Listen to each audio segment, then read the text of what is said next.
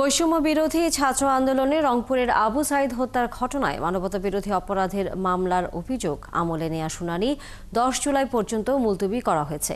বিচারপতি নজরুল ইসলাম চৌধুরী নেতৃত্বাধীন 3 সদস্যের আন্তর্জাতিক অপরাধ ট্রাইব্যুনাল 2 এর আনুষ্ঠানিক অভিযোগপত্র জমা দিলে শুনানি শুরু হয়।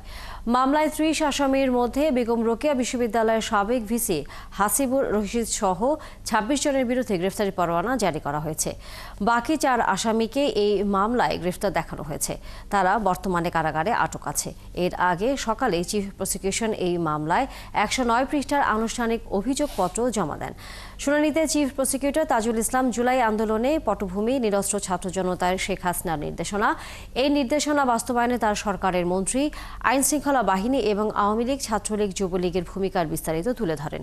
16 জুলাই রংপুরে কিভাবে নিরস্ত্র আবু সাইদকে গুলি করে হত্যা করা হয়, এই হত্যায় 30 আসামির সম্পৃক্ততা তুলে ধরেন। অভিযোগ আমলে নিয়ে আসামিদের সর্বোচ্চ শাস্তির দাবি করেন তিনি। গত 24 জুন এই মামলার তদন্ত প্রতিবেদন প্রসিকিউশনে জমা দেয় তদন্ত সংস্থা। সরকারি চাকরিতে কোটা সংস্কারের দাবিতে আন্দোলন যখন সারা দেশে ছড়িয়ে পড়েছিল, তখন 16 জুলাই দুপুরে বেগম রোকেয়া বিশ্ববিদ্যালয়ের সামনে পার্ক মোড়ে গুলিবিদ্ধ হন আবু সাইদ। 30 জন আসামির বিরুদ্ধে অপরাধ আমলে গ্রহণ করেছেন ইন্টারন্যাশনাল ক্রাইমস ট্রাইব্যুনাল অ্যাক্টের 3-2 এবং 4-1-2-3 এই ধারায় তাদের বিরুদ্ধে অপরাধ আমলে গ্রহণ করেছেন। আগামী 10ই জুলাই পরবর্তী শুনানির জন্য দিন ধার্য করেছেন। ওই দিন যে 4 জন আসামি গ্রেপ্তারকৃত আছে তাদেরকে গ্রেপ্তার দেখানো পূর্বক তাদেরকে উপস্থিত করানোর জন্য জেল অথরিটিকে নির্দেশ দিয়েছেন এবং বাকি যে 26 জন আসামি আছে তাদেরকে গ্রেপ্তার করে ওই তারিখে হাজির করার জন্য আইন শৃঙ্খলা রক্ষাকারী বাহিনীর প্রতি নির্দেশ দিয়েছেন। এ বিষয়ে বিস্তারিত জানাতে রংপুর থেকে যুক্ত হচ্ছেন সহকর্মী শাহবাজিদ আহমেদ। বাজিদ, ট্রাইব্যুনালে আবু সাইদ হত্যা মামলার গ্রেফতারি পরোয়ানা জারির পর তার পরিবারের সদস্যদের সাথে কথা বলতে পেরেছেন কিনা?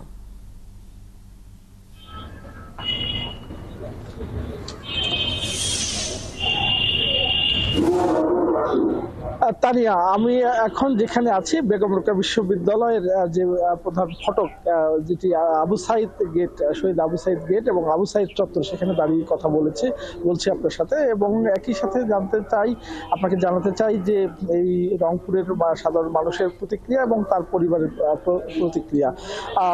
আমার কথা হয়েছে ওই সময়ে যারা এখানে আন্দোলনের নেতৃত্ব দিয়েছে বেগম রোকেয়া বিশ্ববিদ্যালয়ে বৈষম্য বিরোধী ছাত্র ব্যানারে, তাদের সাথে কথা হয়েছে। তারা বলছে যে এই প্রসিকিউশনে যে অভিযোগ গঠন হয়েছে তার মধ্য দিয়ে যে বিচার শুরু হলো সেটিকে তারা সাধুবাদ জানান এবং পাশাপাশি তারা বলছেন যে এই বিচার যেন দেরি না হয়, অর্থাৎ দ্রুত সময়ের মধ্যে অপরাধী যারা রাজপথে যারা রক্ত নিয়েছে তাদের বিচার করতে হবে। এবং যেখানে আবু সাইদ বুক চেপিয়ে রক্ত দিয়েছিল সেই ক্যাম্পাসে তার সহপাঠী এবং শিক্ষার্থীরা বলছেন যে তদন্ত করে যে 30 জনের নাম অন্তর্ভুক্তি পাওয়া গেছে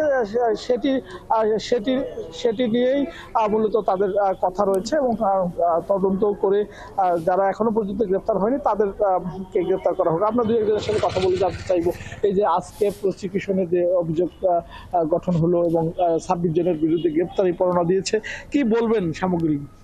আসলে এটা একটা আশার বিষয় যে আসলে ট্রাইব্যুনালের মধ্যে অভিযোগ আনুষ্ঠানিকভাবে দায়ের করা হয়েছে। আমরা এখানে বেগম রোকেয়া বিশ্ববিদ্যালয় ক্যাম্পাসে সাধারণ শিক্ষার্থী রয়েছে, এখানে শিক্ষক কর্মকর্তা কর্মচারী রয়েছে, সবাই উচ্ছ্বসিত যে আজকে আনুষ্ঠানিকভাবে যে অভিযোগটা দায়ের করা হয়েছে। আমরা চাচ্ছি যে এটার জন্য একটা সুষ্ঠু বিচার হয়।